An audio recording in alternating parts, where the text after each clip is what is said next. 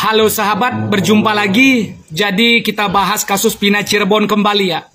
Yang saya beri judul, apa yang mempersulit kita untuk membebaskan Peggy dan rekan-rekan tahanan yang tidak bersalah.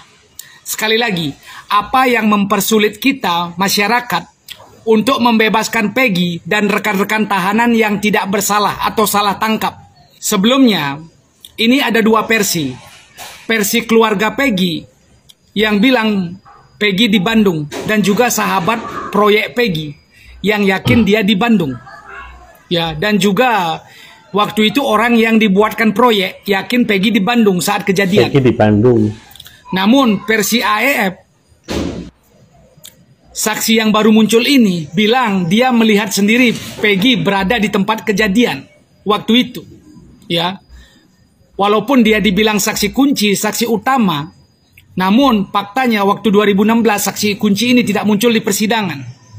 Ya. Jadi dua versi. Nah, yang saya sudah hafal pola-pola kepolisian kita ya, dengan aturan-aturan yang berlaku. Itu kenapa saya ingin lebih Pak Presiden untuk turun tangan gitu loh. Ya, karena dia yang mengetuai para polisi. Jadi begini sederhananya. Kalaupun Peggy tidak bersalah dan banyak saksi yang menyaksikan Peggy waktu itu berada di Bandung, anggaplah 100 orang yang melihat Peggy berada di Bandung waktu kejadian pembunuhan Pina di Cirebon. Ya, anggaplah banyak yang melihat Peggy di Bandung waktu itu. Namun, polisi akan bilang begini, mohon maaf, ini sudah sesuai prosedur yang berlaku, proses sudah dilalui sampai ke persidangan, hakim sudah mengetuk palu, semua sudah berjalan dengan baik, sehingga kami tidak bisa merubah keputusan kembali. Ini sudah keputusan yang disepakati. Semua sudah berjalan dengan sesuai prosedur yang berlaku, dan Peggy sudah ditetapkan bersalah. Jadi kami tidak bisa merubahnya. Kami tidak mendengarkan informasi media sosial. Kami mengikuti peraturan yang berlaku. Gitu. Ya, jadi pasti itu yang akan dikatakan. Pasti itu alasannya. Walaupun 100 orang melihat Peggy di Bandung waktu kejadian, namun mereka akan pakai alasan dengan kata-kata seperti itu. Walaupun cuma satu AEF aja yang melihat Peggy di Cirebon, 100 orang melihat Peggy di Bandung waktu kejadian, mereka akan bikin narasi seperti itu. Mohon maaf, sudah sesuai prosedur gitu. Jadi saya udah hafal mereka. Dan yang terakhir, ini tentang kesurupan Linda. Biarpun si Linda kesurupan Pina lagi. Kemudian ketika kesurupan, si Pina menyebutkan semua pelaku dan bilang nama pelaku 100%, ya.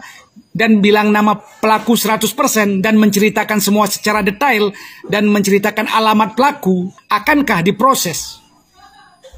Saya ragu, karena polisi akan bilang begini, mohon maaf, kami bekerja profesional, kami tidak bisa berpatokan pada saksi yang kesurupan, gitu loh. Kami tidak menerima namanya kesurupan, kami cuma menerima bukti dan fakta yang terjadi, gitu. Walaupun itu 100% Pina yang berada tubuh Linda, polisi alasannya pasti itu. Kami tidak bisa menerima orang kesurupan, kami hanya menerima bukti dan fakta. Gitu. Ya, jadi polisi pasti ngomong begitu. Jadi dua hal itu yang agak membuat kita susah gitu loh masuk untuk menolong orang-orang yang tidak bersalah, gitu, yang salah tangkap itu. Ya, itu yang membuat kita celahnya susah masuk. Jadi itu yang saya harapkan orang-orang besar seperti Kapolri atau di atasnya lah Presiden untuk ikut membantu dalam hal ini. Ya, sehingga tidak ada oknum-oknum. Ya, saya bilang oknum-oknum. Itu aja, terima kasih. Apa Bu? Aduh. Kok ketawa? Kenapa sih kasus ini selucu ini gitu kan? Kenapa otak pelaku pembunuhan dari anak oknum polisi loh, yaitu Eki almarhum ya, dan pacarnya Pina ya, Cirebon. Kenapa itu otak pelaku yang ditangkap, barang buktinya hanya kartu keluarga dan ijazahnya? Ini kerja polisi bener atau memang itu udah mentok gitu, nggak ada barang bukti lagi karena sudah 8 tahun ya, terpaksa ijazahnya gitu. Dicocokin fotonya, begitu nggak sih, Bu? Pak? Terus menyala ya. Nggak habis pikir sih, ini kasus hari-hari malah makin gak jelas alurnya, makin gak bisa diterima oleh akal sehat. Apalagi dengan dihilangkannya 2 DP kok bisa? Bingung gua. Enteng banget terahangnya buat ngomong kayak begitu. Gak mikirin apa hati pihak keluarga korban dan netizen Indonesia yang sampai saat ini masih berusaha untuk mencari keadilan dan fakta yang sebenarnya seperti apa. Asal Bapak tahu, kami, netizen Indonesia, setelah pihak kepolisian merilis 3 DPO, itu kami serentak sama-sama mencari tahu kira-kira siapa orangnya dan di mana keberadaannya. Bahkan sampai ada orang yang rela begadang loh. Tapi entah kenapa Bapak dengan mudahnya memberikan pernyataan seperti itu. Dan ini secara tidak langsung Bapak telah mencederai hati netizen Indonesia, khususnya pihak keluarga korban. Khususnya untuk Kang Aep yang katanya saksi kunci, katanya hati-hati Anda bersaksi. Kemana aja Anda 8 tahun yang lalu? Pengacara Saka di beberapa statementnya mengatakan Bapak Rudi mengetahui semua ini dari saksi Aep dan satu lagi tuh ya. Tapi hanya lisan doang, hanya omongan doang, tanpa bisa menghadirkan yang namanya Aep ke ruang persidangan. Takut.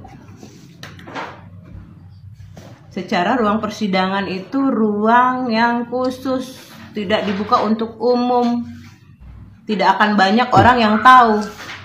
Tapi setelah bergulir 8 tahun, ya, sekarang Anda berani speak up, hadir ke podcast secara gamblang. Saya kenal pelaku, saya tidak tahu nama, tapi saya tahu muka. Secara itu gelap, tapi Anda bisa tahu. Dan kenapa baru sekarang Anda berani? Secara kepolisian Cirebon aja takut untuk buka mulut, karena katanya lagi, ini katanya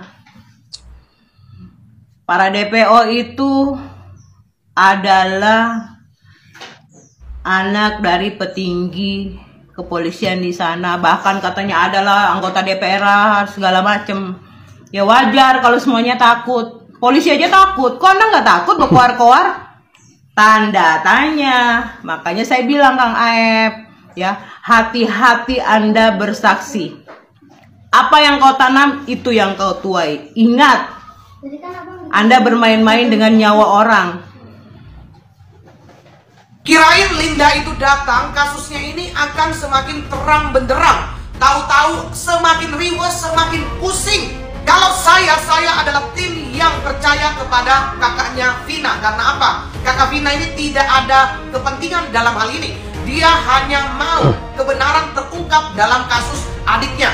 Kalau dibilang kakaknya Vina itu lupa atau tidak ingat atau sembarang ngomong, itu saya rasa tidak mungkin.